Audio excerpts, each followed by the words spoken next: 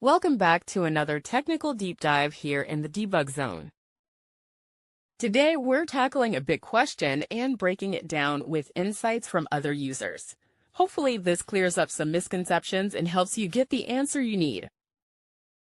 So, buckle up, stay a little curious, and let's jump right in.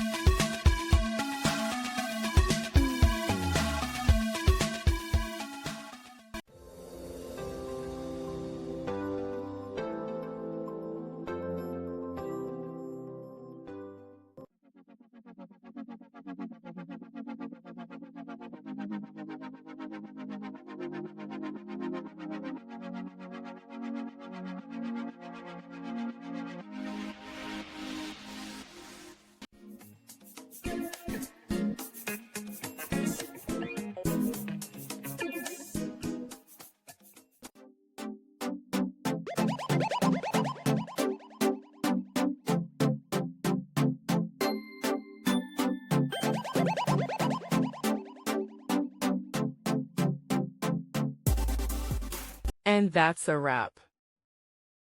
I hope you found the answer you were looking for. If you did, take a second to hit that subscribe button. It really helps out. And let me know in the comments which solution worked best for you.